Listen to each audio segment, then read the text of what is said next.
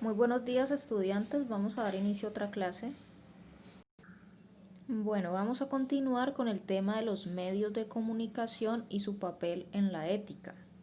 Entonces, cuando hablamos de medios de comunicación en la actualidad en nuestro país, un buen ejemplo es el avance que ha tenido la tecnología para poder llevar información hasta los sectores rurales. ¿Cómo crees que ha avanzado en tu región en cuanto a la tecnología de la comunicación? Cuando hablamos de tecnología de la comunicación estamos hablando de el Internet específicamente. Aunque sabemos que la señal es muy mala todavía en regiones rurales, ¿sí? En el campo, de todas maneras hay cierta banda de ancha de Internet que llega a estas localidades y que permite la conexión ya sea a través de datos o a través de Wi-Fi. Y esto lo que hace es conectar a estas personas que normalmente han sido alejadas de todas las prácticas políticas del Estado, que han sido básicamente abandonadas por el Estado. Ningún gobierno ha hecho realmente presencia en muchas de las partes de nuestro país, pero esta conexión a Internet les permite a las personas participar de manera más democrática a la información, acceder a esta información. Bueno, entonces vamos a analizar ciertas posiciones acerca de los medios de comunicación. La primera, la ausencia de libertad de prensa en algunos países y de los riesgos que corren los periodistas y comunicadores al querer mostrar la verdad de lo que sucede allí, principalmente cuando hay violaciones a los derechos humanos o cuando la información afecta a los gobiernos, las fuerzas de seguridad de los estados, a los grupos económicos o a la delincuencia organizada. Bueno, entonces vemos que en nuestro país hay muchos casos en los que los periodistas no se encuentran a salvo, se encuentran inseguros debido a que ellos investigan o tratan de investigar asuntos relacionados con, por ejemplo, la corrupción, que en nuestro país es mucha la corrupción, en todas las partes, en todos los órganos de políticos hay corrupción, y los periodistas que se atreven a investigarla muchas veces son amenazados, les amenazan su propia vida y la vida de sus seres queridos. Entonces, esto no permite la libertad de prensa. ¿Qué significa la libertad de prensa? Pues es la libertad a poder investigar periodísticamente cualquier tipo de hecho de delincuencia o de corrupción que se presente en el país. Entonces, los periodistas tienen ese derecho a poder investigar estos sucesos. Pero más sin embargo, como ya sabemos, las fuerzas, algunas fuerzas del Estado no lo permiten.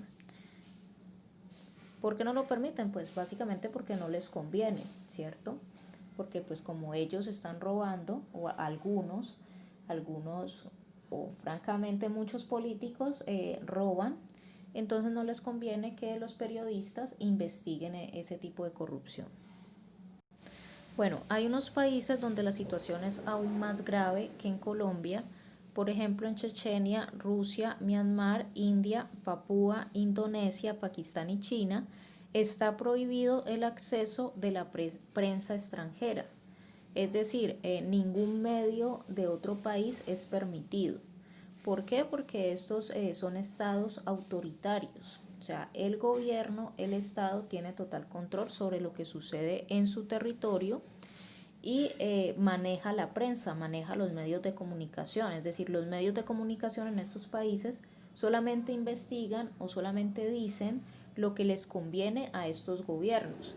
Entonces, si una prensa extranjera que no tiene ningún interés en ese país o que no es amenazada por ningún político de ese país llega e investiga, estos gobiernos no pueden controlar esta prensa extranjera y por eso no la permiten en sus territorios, precisamente para que no investiguen sus prácticas. El siguiente punto consta de las leyes de censura, cuando éstas favorecen al consumidor, permitiéndole hacer críticas a los contenidos de los programas, al lenguaje inapropiado de algunos presentadores y a los horarios que se emiten.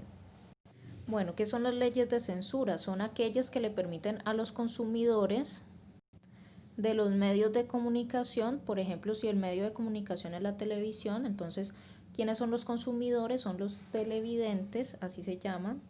Si el medio de comunicación es, por ejemplo, el Internet, los consumidores son los internautas, también se llaman así.